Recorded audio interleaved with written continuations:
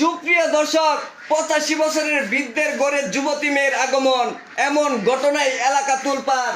আসলে মূলত এখানে কি ঘটেছে সেটাই শুনবো তাদের মুখ থেকে। আসলে ভাই এখানে কেমনে ঘটনা কি ঘটছে কি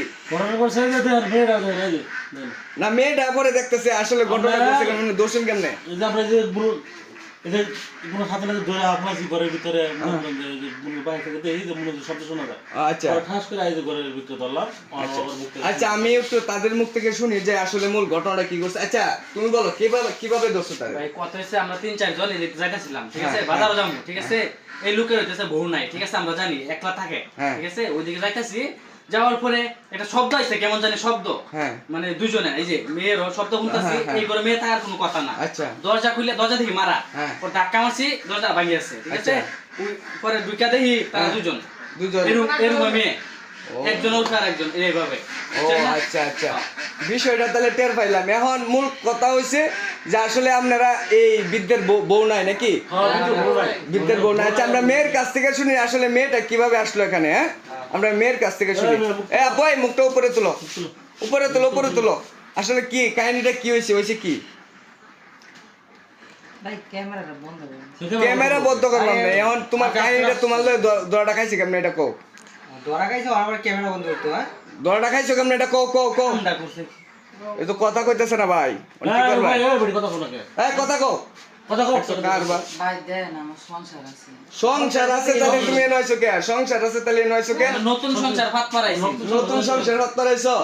তাহলে তুমি যে নয়ছো তুমি এখন এই কাহিনীটা কও। আচ্ছা শুনুন আমি নয়তো। হ্যাঁ বলো। কথা হইছে দেখা যায় আমি কিন্তু দেহ ব্যবসা করি, ঠিক আছে। হ্যাঁ এখন তো রাতের বেলা সবসময় আই ব্যবসা করে না। হ্যাঁ কইতাছে কত বাড়ি খালি রাতে তো না তালা মারাতে হয়, গেটে তালা দিতে হয়। হ্যাঁ তুমি দিনের বেলা কেউ বুঝতে পারত না। দিনের বেলায় কেউ বুঝছে না শব্দ। আচ্ছা যাই হোক, এখন কত হয়েছে আমরা একটু বৃদ্ধের কাছ থেকে শুনি। ভাই কোনটা কই? মনটা তো খুশি গেছে। কাহা এখন কি করবে চাইতেছেন আপনি? আমনের ঘরে যে আইছে বেটি, এখন আপনি কি করবেন? আপনার কি বউ আছে না? হ্যাঁ আপনি এটা কি করবেন কি?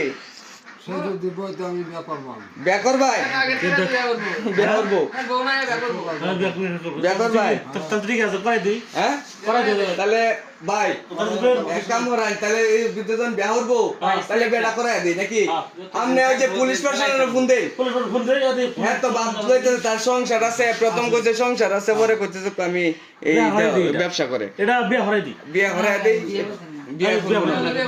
সুপ্রিয় দর্শক, বিয়া হইতো না বিয়া বহন লাগবো তো, এটা আই বলছে এটা বিয়া বহন লাগবে। সুপ্রিয় দর্শক, এখন হচ্ছে পুলিশ প্রশাসন আসবে, তারপর হচ্ছে আপনাদেরকে মূল তথ্যটা দিব। তারা দি কি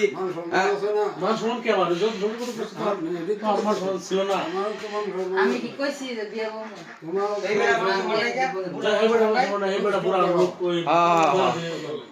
সুপ্রিয় দর্শক, পুলিশ প্রশাসন আসতেছে। আপনারা এই পর্যন্ত সবাই ভালো থাকুন, সুস্থ থাকুন। আল্লাহ হাফিজ। জয় বাসকে থাকুন।